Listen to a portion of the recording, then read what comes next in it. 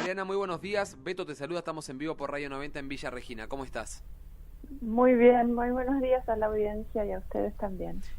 Mariana, queríamos charlar con vos desde la última vez que hablamos y ampliar un poco más algunos temas que habíamos tocado en aquella oportunidad y hacerte algunas otras consultas que en ese día no hicimos. Primero que nada es consultarte sobre el tema vacunación en la Argentina, cómo se ve desde el punto de vista medicinal el proceso de vacunación en nuestro país, si va lento, si va acorde a cómo va avanzando el virus, cómo se ve ese proceso de vacunación en nuestro país al día de la fecha. Bueno, Beto, primero quiero aclarar que yo no soy médica, soy Ajá. bióloga y me dedico a los virus respiratorios, pero es de público conocimiento que la vacunación va lenta en proporción a, primero, la evolución de la pandemia y, segundo, las necesidades de la población en la Argentina. Somos más de 50 millones y la vacunación llega al 1,5% al año de comenzada la pandemia, mientras otros países del primer mundo llevan vacunados más del 20% de su población, o por ahí llegan hasta el 80%, depende de qué país, si hablamos de Estados Unidos o de Israel. Pero lo más importante, yo creo que en las condiciones en las que estamos, somos un país del tercer mundo, no producimos vacunas, no las desarrollamos tampoco.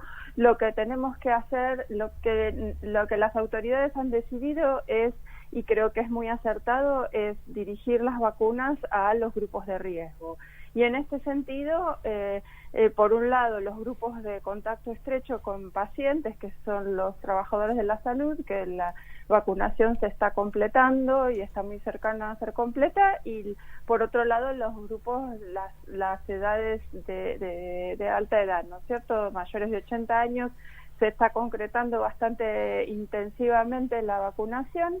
Lo importante es progresar hacia los demás grupos etarios, ¿no es Ajá. cierto?, a los mayores de 70, gradualmente, ¿no? Claro. Y eso, por lo menos en las decisiones de la política están hechas, lo que hace falta es el recurso, que es la vacuna. Bien.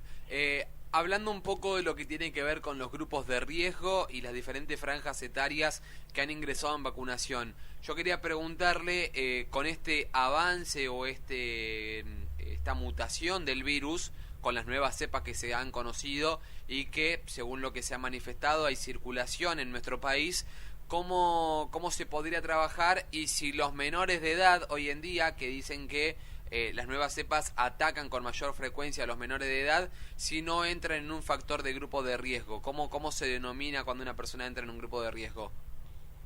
Bueno, es muy interesante tu reflexión acerca de los menores de edad.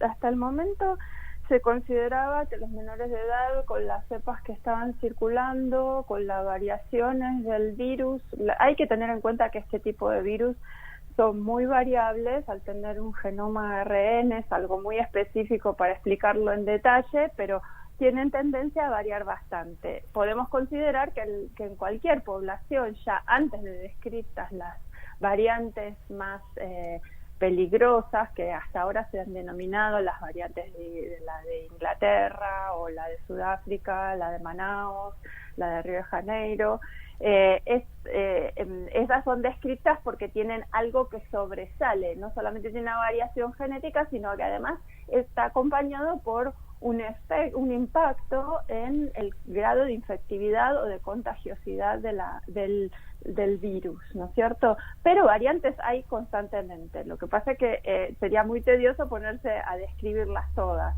Igual la biología se dedica a hacer epidemiología molecular y describir eso en detalle, y en la Argentina, gracias a Dios, tenemos grupos muy fuertes en epidemiología molecular, y el Malverna está haciendo un trabajo bastante importante en cuanto a la secuenciación de los casos en la Argentina.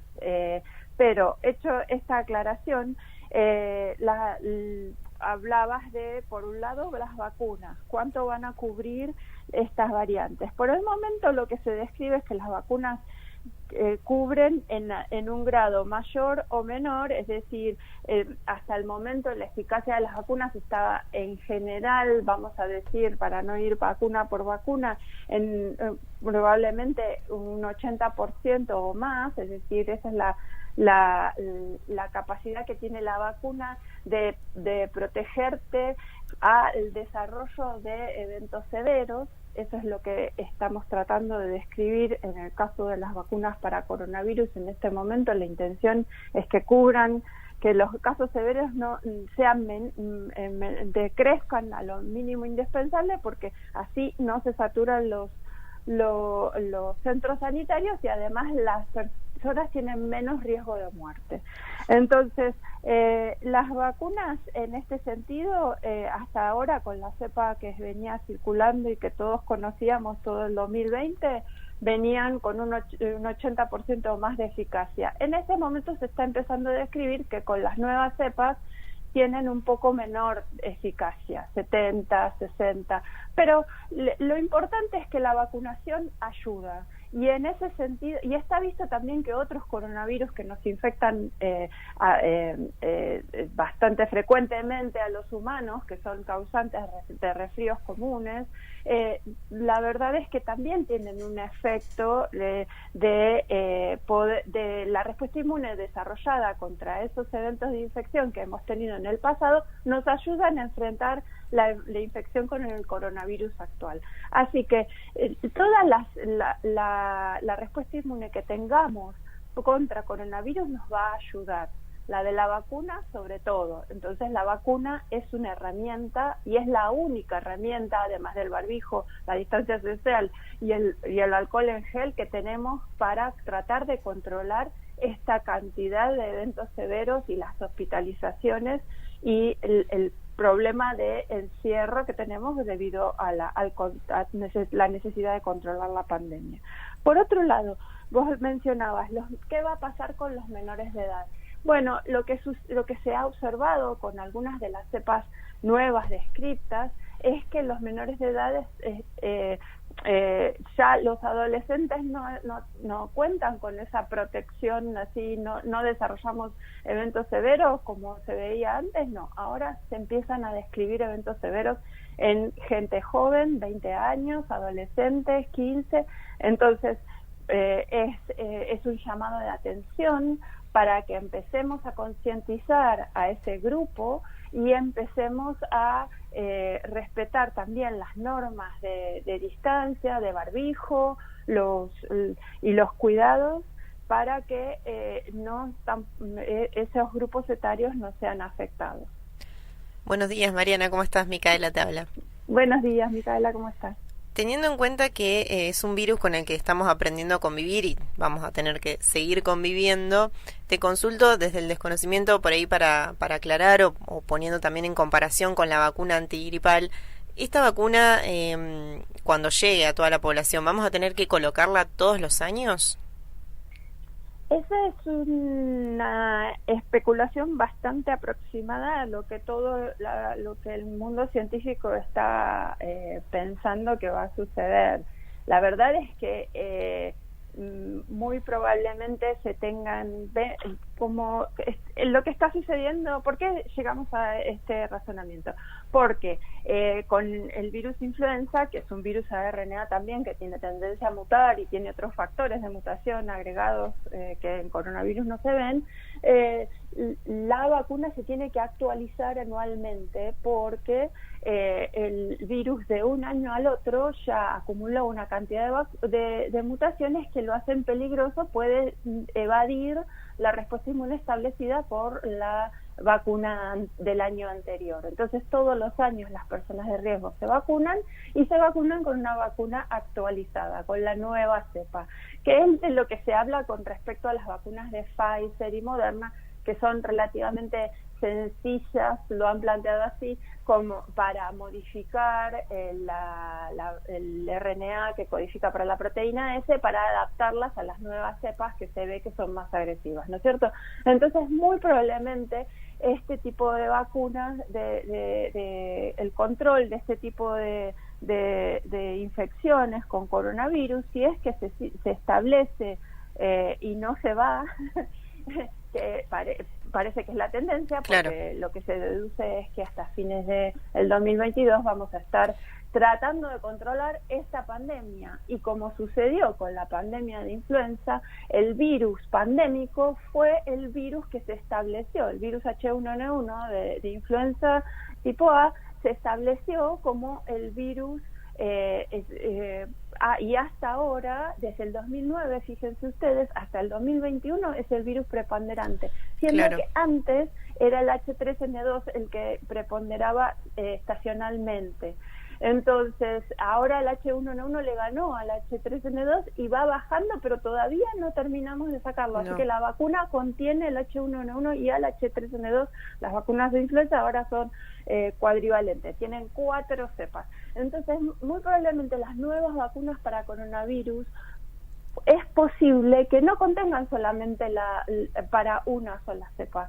Probablemente los diseños estamos hablando en ciencia ficción, ¿no? Porque ahora tenemos vacuna para una sola cepa, pero si vamos describiendo esta cepa mana, son candidatas para ponerlas en una vacuna y probablemente hacer una vacuna multivalente, es decir, poner más de una cepa y proteger de manera cruzada. Esa es la manera en la que se van tomando las decisiones a nivel mundial, en la Organización Mundial de la Salud y en otros foros internacionales para la formulación de vacunas. Y esas sugerencias bajan hacia la industria, y entonces la industria va incorporando las cepas sugeridas por los foros de salud en la vacuna comercial, y las vacunas comerciales deben cumplir eso luego para ser aprobadas para su registro y comercialización. Claro, sí, yo te lo consultaba en pos de esto, ¿no? De tener en cuenta, de por ir pensándolo, ya sé que es a futuro y que hay que pensar que tienen que pasar muchas cosas, pero sí de tener en cuenta de que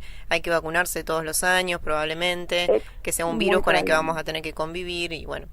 Y igual, Micaela, tenemos que tener en cuenta que primero tenemos que tener la vacuna para poder vacunarnos. Así que primero pensemos en el ahora, pensemos en controlar la situación ahora. Estamos comenzando una segunda ola y tenemos que controlarla con las herramientas que tenemos hoy. Las personas que tienen turno, que tienen acceso a la vacuna porque están en las edades correspondientes, se deben vacunar.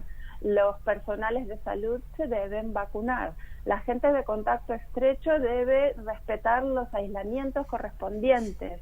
Si sospechamos de contactos, debemos aislarnos para no contagiar a nuestros vecinos, a nuestros cohabitantes en la casa. Te consulto también, porque hace un rato lo mencionábamos en los titulares, desde el Ministerio de Salud de la Nación se mencionó esto de estirar la brecha entre la primera dosis y la segunda para poder alcanzar a más adultos mayores con esta primer tanda de vacunas y no aplicar la segunda enseguida. ¿Hay alguna diferencia entre esto o es importante que estén las dos dosis o quizá con la primera ya tenemos alguna protección?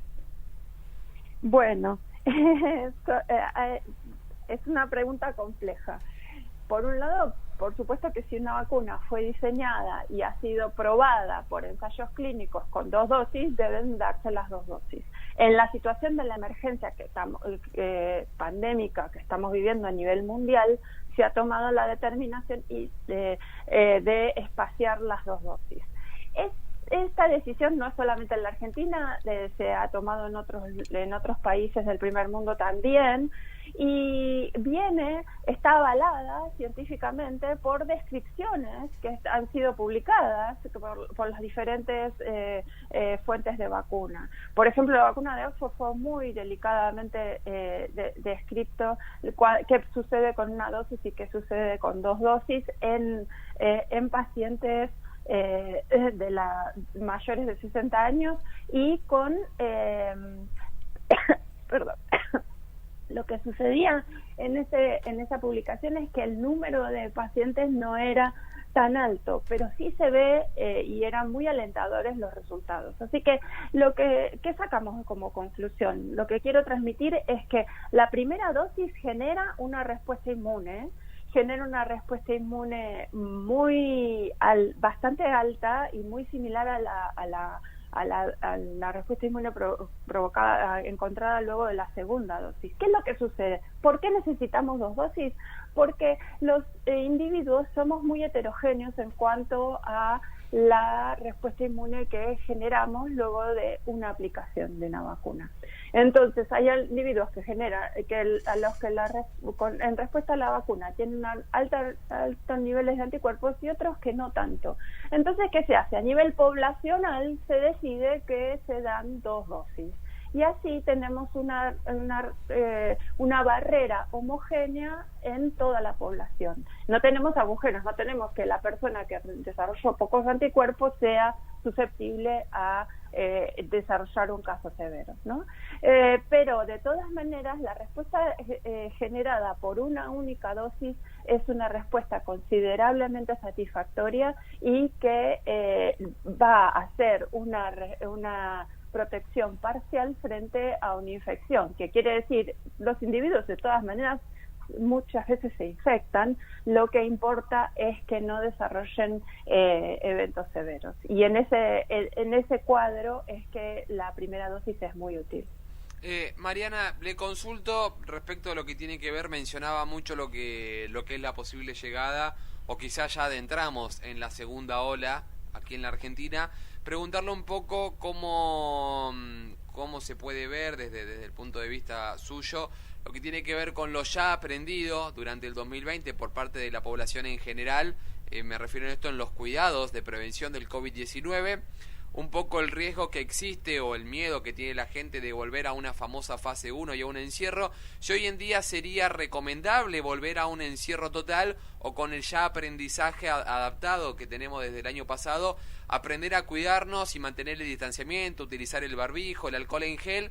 Y estábamos leyendo un informe ayer con Micaela que decía que se ha comprobado en los últimos meses que la ventilación, que si bien era algo que ya estaba implementado, pero se ha afianzado todavía más esa teoría, que la ventilación de los ambientes cerrados evita el contagio de COVID.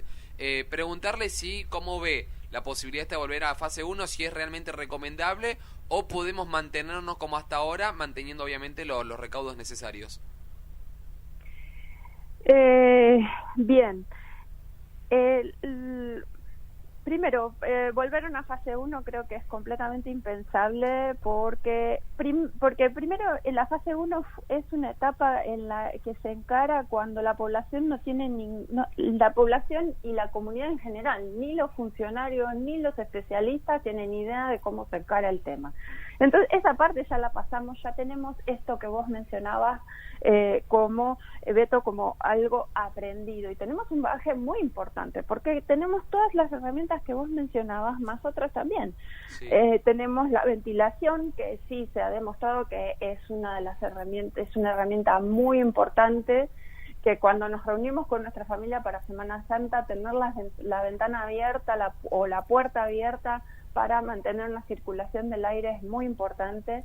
Mantener el barbijo en todo lo que se pueda, sobre todo cuando son personas que no son convivientes, entonces es una fuente de probable contaminación, una persona que no vive en la casa y que viene y que tiene unos contactos que uno desconoce. Entonces tenemos muchas, si nos fijamos bien, tenemos muchas herramientas. Sí. Que cuando sucedió hace un año no las teníamos, ¿no es cierto? También tenemos el tema de la ventilación en los ambientes, es muy importante, pero también tenemos que tener en cuenta el número de individuos en ese ambiente. Si yo pongo 500 individuos con una ventanita abierta, poco me va a servir la ventilación. Entonces, y si están todos saltando o gritando, peor. Entonces, lo que también tenemos que respetar es el número de individuos por ambiente, y en esto tiene que ver una relación de volumen del ambiente y número de individuos. Si pongo 5 individuos en un 2x2, no es lo mismo que si los pongo en un 20x20. Entonces, pensemos eso, usemos el sentido común, es difícil, pero pensemos, somos muchos acá, mejor, empiezo a sentir el calor del ambiente, no tenemos que sentir eso, no tenemos que sentir el calor del ambiente porque estamos muchos adentro, pero también es el tema de el lavado frecuente de manos, no decaer con ese cuidado, el uso del alcohol en gel y el lavado frecuente de manos, ¿no es cierto? También tenemos que tener en cuenta, ojo con esto, ahora la Semana Santa la gente viaja, la gente se reúne, viajo a otra ciudad que por ahí tiene mucha circulación, viajo a Buenos Aires, vuelvo, visité a mi familia y después voy a la escuela tenemos que respetar las cuarentenas. Eso es fundamental. Yo creo que si podemos respetar las cuarentenas cada vez que hacemos una movilización de más de 100 kilómetros, estar en mi casa, me quedo, o por lo menos no visito a mi abuelo los primeros días, la primera semana, trato de hacer los menores contactos sensibles, es decir, que pueden implicar un riesgo. En la primera semana vamos a minorar muchísimo, y eso lo sabemos porque lo hemos tenido que cumplir a rajatabla cuando hemos tenido que viajar en otras épocas. Entonces ahora, por más que no tengamos un policía o un gendarme y alguien que me persiga con el teléfono para saber si estoy en mi casa todos los días, hagámoslo, porque en eso está el riesgo de muerte que estamos barajando con esta pandemia. Bien. Mariana, quería preguntarle, no sé si la pregunta entra en su área o no, también ayer leíamos otro informe sobre el COVID y decía de una mutación que podría llegar a animales, y en este sentido nombraba a los animales domésticos como perros, gatos y demás animales que uno está acostumbrado a domesticar en la casa, que decía que las personas lógicamente no van a despedirse de sus animales por el riesgo a que puedan contraer COVID. Preguntarle si esto ya entró en investigación y si tiene conocimiento de hasta qué punto esto es realmente cierto, que los animales puedan llegar a contraer el virus, y si se planifica alguna vacuna o demás, y ya hay algo que se empiece a planificar con respecto a para evitar el contagio entre animales. Con respecto a esa mutación en particular no tengo conocimiento, escuché el comentario, no he leído al respecto. Sí sé que los animales de compañía y también los animales de producción pueden contraer algunos tipos de coronavirus que tienen otros efectos. En bovinos el coronavirus tiene un efecto, ataca el sistema digestivo más que nada, pero sí en gatos y perros se ha descrito coronavirus respiratorio. Ahora, el tipo de mutación que se necesita para el cambio de huésped es se tienen que acumular una cantidad de mutaciones para que el virus pueda entrar a otro tipo de huésped. Así que lo veo poco probable, pero posible es. Lo que pasa es que requiere de una cantidad de eventos bastante poco probables que se den todos al mismo tiempo. Es posible. Nosotros desde el principio se habló también de que las mascotas podían ser portadoras o infectarse, o eso no lo hemos visto, la verdad creo que no. Sí se ha detectado en algunos casos, y uno ve la literatura, yo la he visto, algunos casos de aislamiento de coronavirus en mascotas de compañía, pero no es algo generalizado. Es algo a tener en cuenta en otra etapa de esta situación. Ahora estamos en una emergencia y tenemos que cuidar a los humanos. Sí, claro, tener en cuenta que si las mascotas se infectan y son una fuente más de virus sería algo muy riesgoso, pero una vez que el virus cambia de hospedador, se dedica a ese otro hospedador, ¿no es cierto? Ya lo hemos visto desde el comienzo de esta pandemia, que supuestamente está originada en un salto de un virus de murciélago a humano, entonces, o de algún animal utilizado en los mercados en China. Entonces, sí, una vez que pueden realizar estos saltos de especies, son eventos muy fortuitos, muy difíciles de seguir.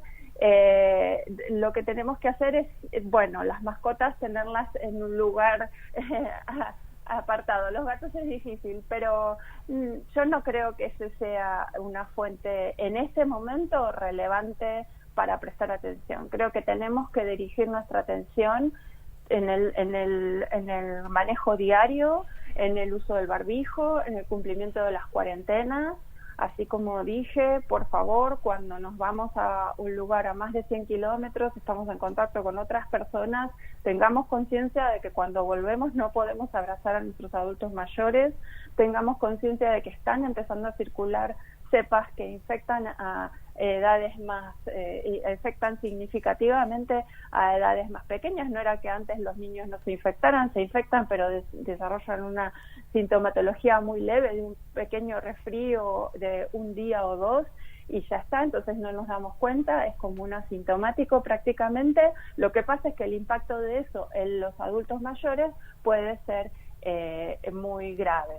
Entonces tengamos en cuenta esas cosas y tratemos de agudizar nuestro sentido del cuidado en estos días que nos tocan. Va a ser un mes de trabajo importante en ese sentido. No decaigamos con los cuidados. Mariana, yo quería consultarte también cómo ves vos el tema de la divulgación de información concreta, teniendo en cuenta que circulan siempre noticias falsas y que alarman a la población y confunden también en cuanto a los cuidados y vacunación sí, vacunación no. En su momento, cuando conversamos la vez anterior, hablábamos de donar plasma o no. Bueno, ¿cómo ves desde el lado de la ciencia o desde el CONICET también el tema de la divulgación de información concreta, información real y con estudios actualizados? Yo te puedo decir desde acá de Bahía Blanca, en el Instituto de Investigaciones Bioquímicas de Bahía Blanca, tomamos la decisión de empezar a difundir el tema porque debido exactamente a las falsas noticias y a la desinformación o mala información que incluso tenía el sector de la salud, y el sector de la salud fue el primero en levantar la mano y preguntar acerca de información científicamente fundamentada. Nosotros hacemos esta, podríamos mencionar, campaña de información, y lo que tenemos que tener en cuenta es que sí, siempre va a haber gente que por diversos intereses tenga este tipo de actitudes. Lo que tenemos, la gente bien intencionada se informa bien, se informa de fuentes con respaldo. El tema que mencionabas del plasma, Micaela, es fundamental. Las donaciones de plasma y los tratamientos con plasma inmune han hecho bastantes diferencias en muchos casos, así que es muy importante que las personas que han estado con la infección y que son pasibles de donar plasma lo hagan, porque los bancos de plasma son los que han recuperado a mucha gente, y en la segunda ola van a hacer la diferencia, yo creo. Bien. Mariana, no sé si queda algo más que quieras aclarar en la mañana de hoy, algo que quizá no te hayamos consultado, sino agradecerte estos minutos que te tomaste para charlar aquí con Radio 90. No, yo les quiero agradecer a ustedes por difundir este tema, por tocarlo y hablar por tanto tiempo, y me parece fundamental el rol de los medios de comunicación en este sentido, en el sentido de no tomar lo que está publicado por ahí y reproducirlo, sino consultar a los profesionales capacitados en este tema. Y en ese sentido creo que hay muchos profesionales que estamos tomando esta aposta sin ningún beneficio o cambio, sino simplemente nuestro rol es el ético y el de transferir a la comunidad lo que la comunidad nos ha dado. Somos funcionarios públicos y si tenemos la capacidad de comprender este tema y tenemos el bagaje académico que los respalda, tenemos que salir a la calle y difundir la verdad de todo esto y apoyar a la comunidad, porque no es algo que estemos tan lejos de alcanzar el tema de poder controlar. Hemos vivido muchos meses con esta situación de la pandemia y los niños han podido volver al colegio, hemos podido reestructurar de alguna manera nuestra vida.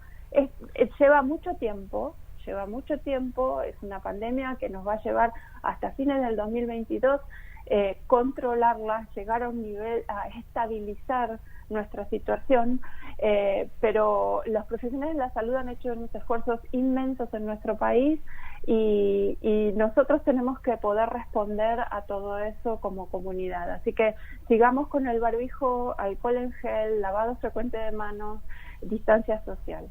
Gracias, Mariana, que tengas buen día. Por favor, a ustedes. Hasta luego.